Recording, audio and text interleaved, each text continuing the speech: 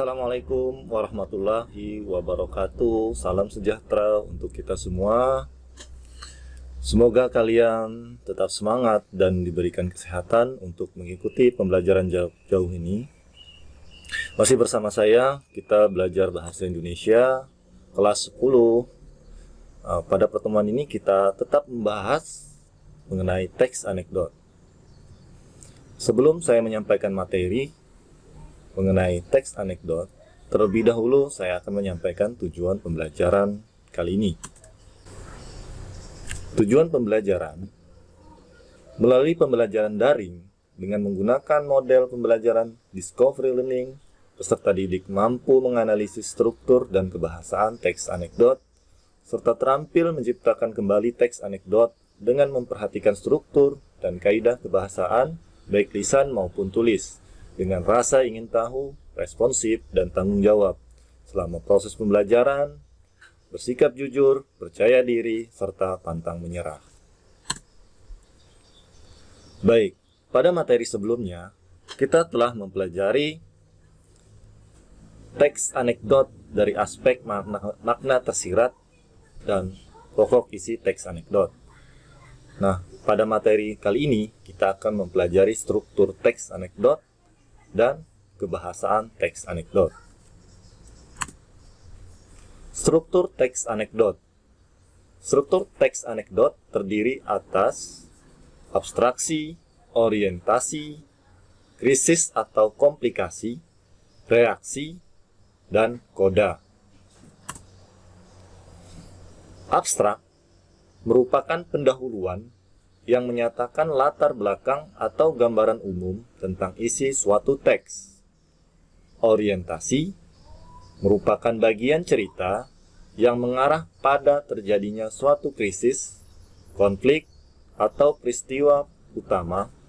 Bagian inilah yang menjadi penyebab timbulnya krisis. Krisis atau komplikasi merupakan bagian dari inti peristiwa suatu anekdot.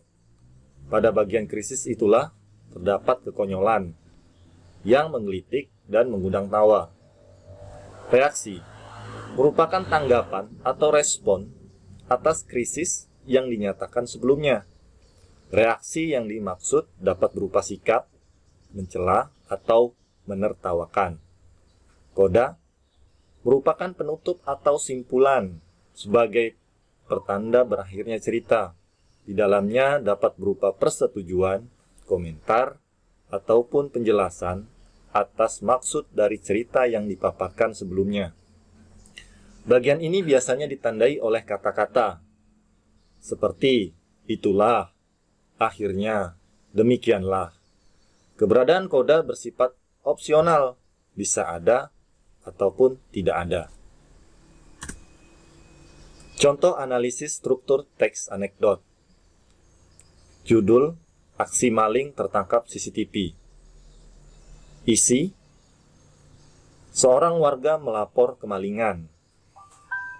Struktur, abstraksi.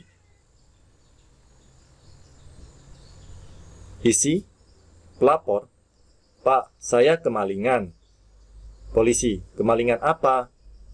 Pelapor, mobil Pak, tapi saya beruntung Pak.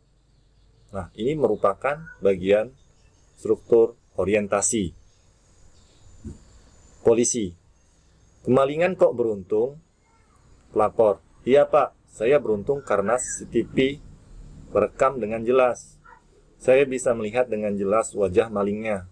Polisi, sudah minta izin malingnya untuk merekam. Struktur krisis. Pelapor, belum, sambil menatap polisi dengan penuh keheranan. Polisi, itu ilegal, Anda saya tangkap. Nah, ini merupakan bagian dari reaksi. Pelapor hanya bisa pasrah, tak berdaya. Nah, ini bagian dari koda. Silakan dilihat contoh ini supaya kalian lebih paham mengenai struktur teks anekdot. Berikut kebahasan teks anekdot. Yang pertama, menggunakan kalimat yang menyatakan peristiwa masa lalu. atau lampau. Yang kedua, menggunakan kalimat retoris, kalimat pernyataan, pertanyaan yang membutuhkan jawaban, yang tidak membutuhkan jawaban. Menggunakan konjungsi atau kata penghubung yang menyatakan hubungan waktu, seperti kemudian dan lalu. Berikutnya, menggunakan kata kerja aksi, seperti menulis, membaca, berjalan, dan sebagainya. Berikutnya, menggunakan imperative sentence atau kata perintah, atau istilah yang lain, kata kerja imperatif, atau kalimat imperatif. Yang terakhir, menggunakan kalimat seru, khusus untuk anekdot yang disajikan dalam bentuk drama atau dialog. Penggunaan kalimat langsung sangat dominan. Nah, kita contoh kebahasan teks anekdot.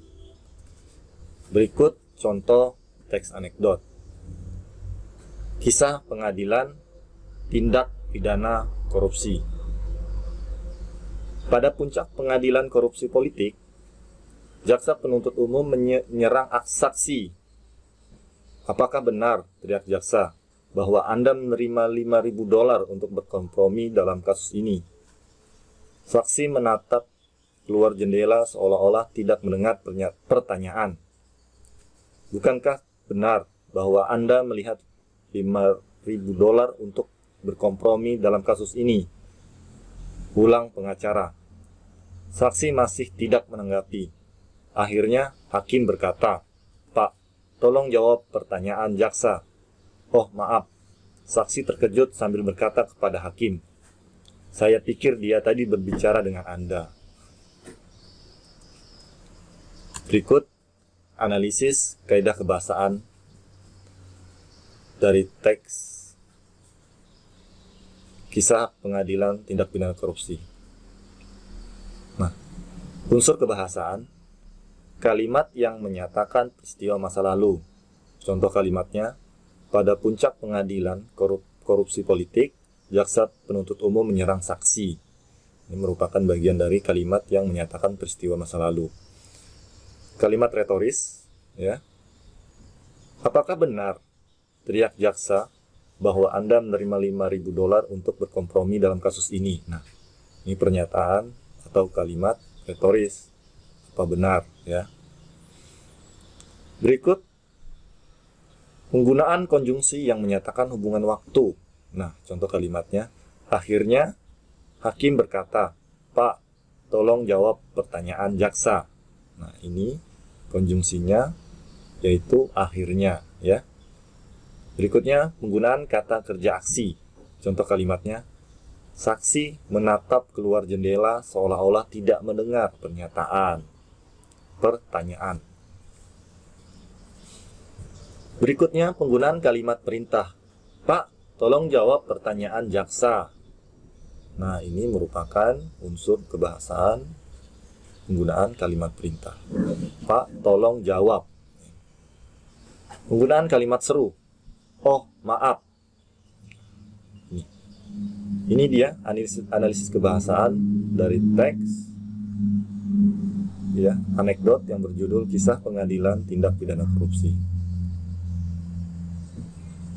Kesimpulan, untuk membuat teks anekdot yang baik, ya, kalian harus memahami terlebih dahulu struktur teks anekdot dan memahami unsur-unsur kebahasan yang terdapat di dalam teks anekdot. Sumber belajar dari buku siswa Bahasa Indonesia kelas 10 revisi tahun 2017, ya, ini sumbernya, dan situs web saya, ya, Pak Irwan. Ya, mungkin sekian dari saya. Semoga materi ini bermanfaat. Kurang dan lebihnya saya mohon maaf. Saya akhiri. Assalamualaikum warahmatullahi wabarakatuh.